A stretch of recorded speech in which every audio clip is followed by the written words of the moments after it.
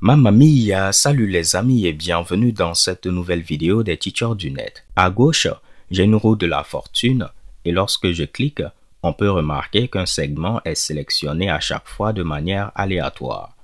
De la même manière à droite, j'ai une application mobile et pour l'instant lorsque je clique sur l'image, le logo des Teachers du Net, on peut voir cette boîte de dialogue s'afficher. Ce que je veux faire dans cette vidéo, c'est quoi? En lieu et place d'afficher la boîte de dialogue, lorsqu'on va cliquer sur l'image, je veux que cela puisse déclencher automatiquement la rotation de la roue.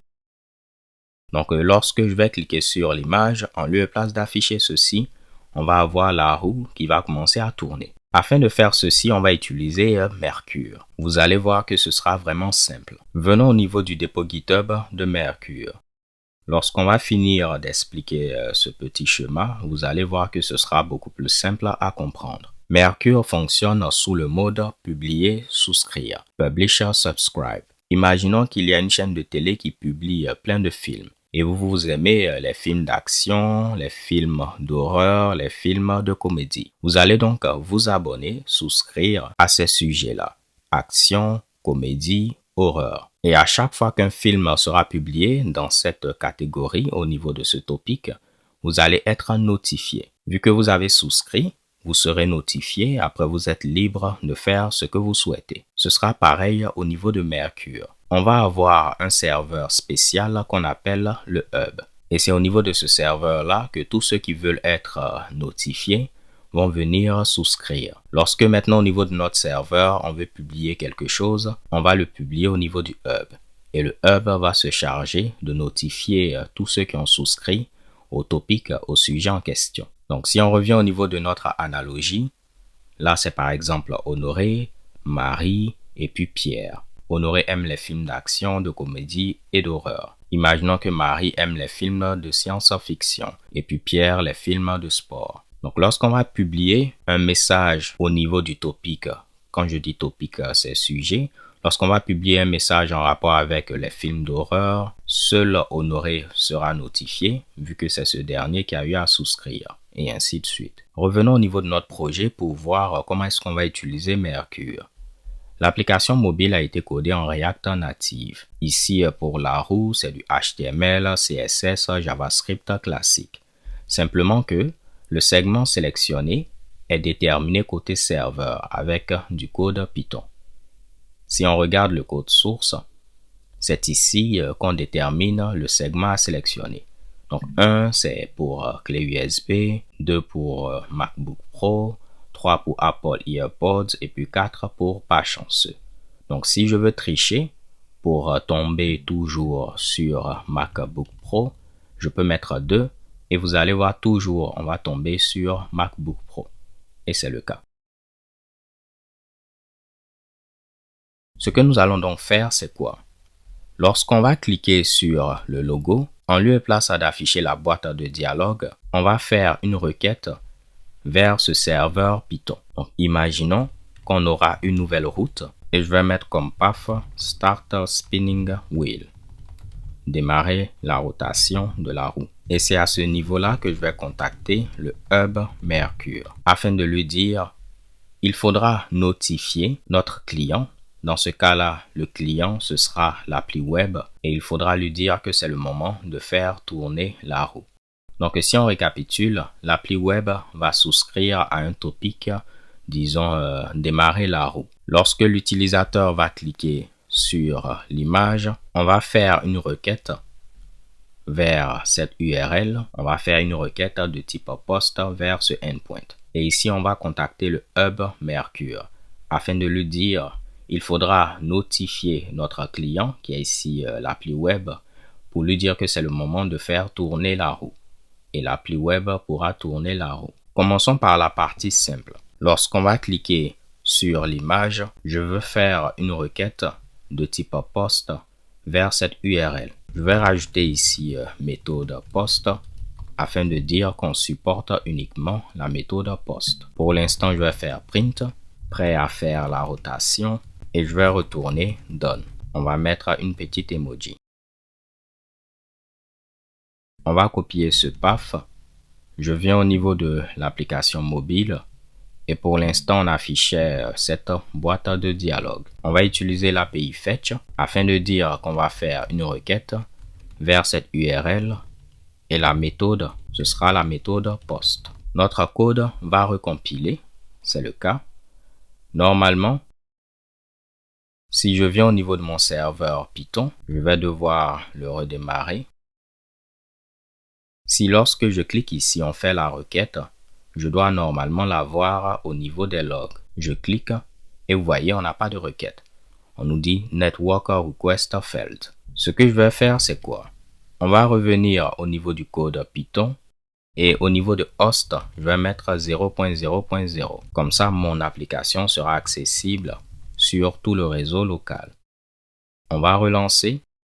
On va refaire la requête et vous voyez, on a toujours une erreur. C'est parce que à ce niveau-là, au niveau de l'application mobile, il tente de faire la requête. Il pense que mon serveur se trouve sur mon téléphone mobile, alors que c'est mon MacBook qui est présent à ce niveau-là. Ce que je vais donc faire, c'est trouver mon adresse. Je vais donc déterminer mon adresse sur le réseau local. On va tenter de remonter un tout petit peu. Et mon adresse, c'est 192.168.2.220.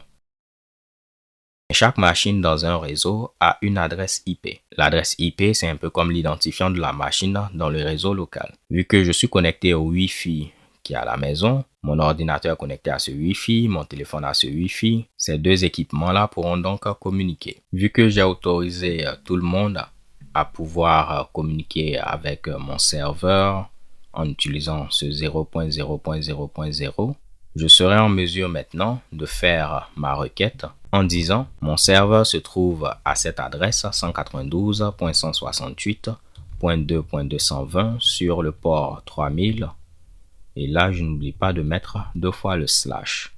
Il va donc recompiler et maintenant il va faire la requête vers mon serveur et qu'est-ce que vous voyez? Prêt à faire la rotation. Il est en mesure de contacter mon serveur Python. Donc, première étape de fait. Lorsqu'on clique sur l'image, on fait une requête de type post vers cette URL, vers ce endpoint. Ce qu'on doit faire, comme je l'avais dit, c'est contacter le hub Mercure afin de lui dire de publier sur le topic rotation que c'est le moment de faire la rotation. Et on suppose que on aura dans un premier temps souscrit à ce topic-là du côté de notre appli web. Il nous faut donc avoir le hub Mercure. On n'aura pas besoin de se fatiguer. Si on vient au niveau de toute la documentation, je vais regarder installation du hub. Vous avez une implémentation du hub en Go.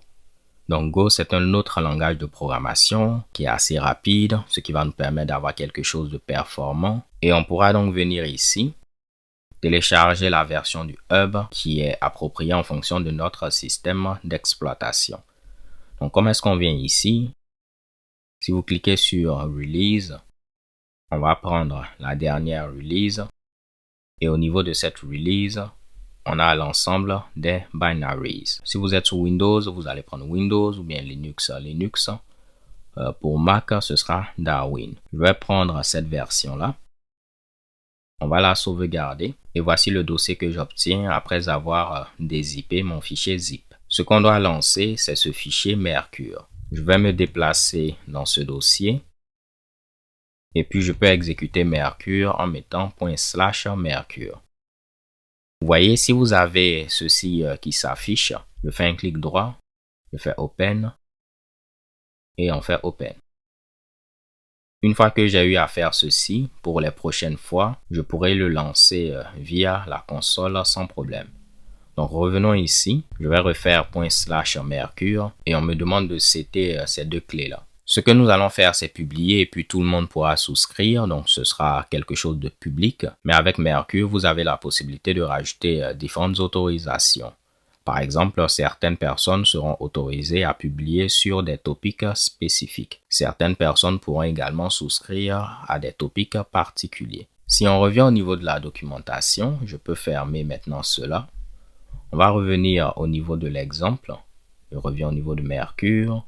On avait cliqué sur Full Documentation. Je reclique ici. On doit avoir une clé JWT et c'est ce qu'on nous demandait de setter. Je vais donc copier cet exemple, recoller puis valider. Et vous voyez que Mercure, le hub a eu à démarrer. La clé, on ne va pas l'oublier, c'est point d'exclamation, change me, point d'exclamation. Bien évidemment, il faudra prendre quelque chose de sécurisé. Pour l'instant, on a démarré Mercure sur le port 3000. Moi, je vais changer cela, vu que le port 3000, je l'utilise pour mon serveur Python. Je vais mettre ici le port 5000. On est en mode debug, donc on pourra débugger. On autorise les connexions anonymes. On a une protection Corse, également CSRF et tout. Pour l'instant, on autorise toutes les origines et seulement cette origine est autorisée à publier. Donc maintenant qu'on a notre hub Mercure qui est démarré, il faudra voir comment communiquer avec le hub. Je vais revenir de nouveau. Je vais vous le montrer étape par étape. Si on revient au niveau de la documentation complète, on peut cliquer sur écosystème.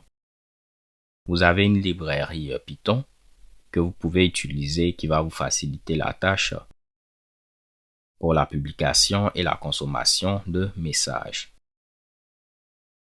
Je vais donc devoir l'installer avec pip. On fait pip install PyMercure et après l'installation, on pourra publier un message sur notre topic. Juste pour que ce soit clair. Normalement, on n'a pas besoin d'utiliser cette librairie Python parce que tout ce qu'on doit faire, c'est une requête de type post vers le hub Mercure avec un format bien défini et puis tout va marcher. Moi, je ne veux pas me fatiguer à faire cette requête manuellement. C'est pourquoi j'utilise cette librairie qui va me faciliter un peu la tâche. Mais si vous regardez, on nous montre la requête qu'on doit effectuer. Ce sera une requête de type post. Je vais tenter de trouver un exemple. Vous voyez, on fera une requête de type post vers notre hub. Il faudra setter une clé d'autorisation. Cette clé-là, elle sera générée en fonction des privilèges que vous souhaitez donner pour la publication ou la souscription. Et comme contenu, il faudra indiquer le topic concerné et puis le message. Donc le message est au niveau de data, le topic au niveau de topic.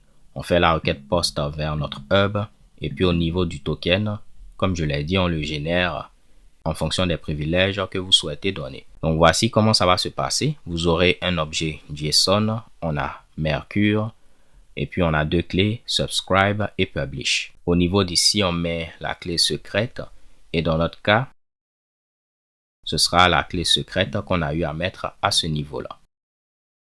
Si on veut donner la possibilité de publier sur tout, on peut mettre l'étoile. Si on veut également donner la possibilité de souscrire à tous les topics, on peut mettre l'étoile. Donc là, si on est un admin, il pourra souscrire à tout, publier sur tout. Mais si la clé que vous générez doit permettre de souscrire à des topics spécifiques, on pourra les lister au niveau de ce tableau. Pareil pour la souscription. Désolé, je ne voulais pas cliquer là-dessus. Normalement, l'installation devrait être terminée, c'est le cas. Je peux donc venir au niveau de la documentation de cette librairie. On va copier tout ce code.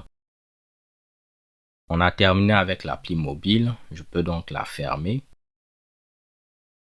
J'ai eu à faire mes importations et puis on copie ceci. Comme on peut le voir, on va créer un objet de type message qui aura les topics sur lesquels on veut publier le message et puis le contenu du message. Le contenu sera du JSON. Moi, je vais mettre ici start spinning et comme valeur, je vais mettre true. Normalement, dans mon cas, je n'ai même pas besoin de message parce que dès que je vais publier ceci sur le hub, je saurai que c'est le moment de faire le spinning. Mais imaginons qu'on avait par exemple sleep à 3 qui allait vouloir dire attends 3 secondes avant de tourner la roue ou bien attends 2 secondes avant de tourner la roue. On va revenir à start à true. Généralement on met des URL. Par exemple là je peux mettre teacherdunet.com/spinwheel. Donc il va créer un message qu'on va publier sur ce topic. On aurait pu lister plein d'autres topics. Voici le contenu du message. Quelle est maintenant l'adresse de notre hub? Ce sera assez simple. On a démarré le hub en mode debug. Vous allez voir donc, si je mets l'adresse 2.5000, on met étoile pour donner la possibilité de souscrire à tout. Mais si on veut que tout simplement ce soit public, on va omettre par défaut. C'est comme si on a l'étoile. Mais au niveau de Publish, si vous l'omettez, cela veut dire qu'on ne veut pas autoriser à publier. Clairement, ce n'est pas ce qu'on veut. Nous, on veut autoriser à publier sur tout. Voici l'URL de notre hub. Je vais donc le copier et puis on va remplacer ce Mitsubishi là. On nous demande notre token. Nous, on va le générer dynamiquement. Au niveau de la doc, on a un exemple avec Python où on nous montre comment générer notre token dynamiquement. Ils utilisent une librairie JWT. On va voir le nom de cette librairie, c'est PyJWT. Je vais donc d'abord l'installer. On va couper le serveur, pip install PyJWT. Je pourrais donc maintenant l'importer de cette manière-là. Et pour générer le token, je peux copier ce code. On va le coller ici. Nous, on veut autoriser à souscrire sur tout. Dans ce cas-là, on peut le mettre, publier sur tout. Je vais mettre l'étoile. Là, vu que c'est une information secrète, on ne va pas la mettre directement au niveau du code source. Généralement, on va stocker ceci au niveau des variables d'environnement. Donc, en théorie, on dit, si ceci est présent au niveau de la variable d'environnement, JWT key, on l'utilise. Dans le cas contraire, cette valeur par défaut. Mais je vous recommande vivement de mettre ceci au niveau d'une variable d'environnement pour question de sécurité. Sinon, si vous mettez votre code sur GitHub, tout le monde pourra voir quelle est votre clé. Donc, on aura maintenant notre token. On peut le passer ici. On a notre message, on connaît le topic. On peut utiliser le publisher, il a connaissance de notre hub. Le token pour savoir on est autorisé à faire quoi. On publie le message et tout est bon. Donc en théorie, ce qui va se passer, c'est quoi? Je vais cliquer sur notre image. On va faire une requête vers ce endpoint. Ici, on va publier sur notre hub. Normalement, on s'attend à voir quelque chose affiché à ce niveau. Je vais donc cliquer et vous voyez, on a une erreur. C'est parce que j'ai tout simplement oublié de redémarrer notre serveur Python. On revient là. Je vais plutôt mettre l'écran avec Mercure. Je clique de nouveau et c'est comme si on a une erreur. On nous dit JWT n'est pas connu. Désolé, j'ai oublié de l'importer. On va essayer de recliquer, voir. Là, on a une autre erreur. Ce qu'on doit faire, c'est tout simplement utiliser des codes UTF-8. Normalement, on ne doit plus avoir d'erreur et c'est le cas. On a pu faire la requête. Donc, normalement, on aura publié sur notre hub et voici ceci. Vous voyez les données qu'on a eu à publier. Start spinning wheel à true. Pour terminer, il faudra donc maintenant souscrire. Au niveau de notre code JavaScript, on va souscrire à ce topic. Si vous revenez au niveau de la documentation, je vais chercher la documentation de Mercure. Au niveau de Getting Started, on nous donne un exemple sur comment souscrire. On pourrait utiliser Event Source, qui est disponible au niveau de quasiment tous les navigateurs modernes. Et pour souscrire, ce sera simple. On met l'URL de notre hub.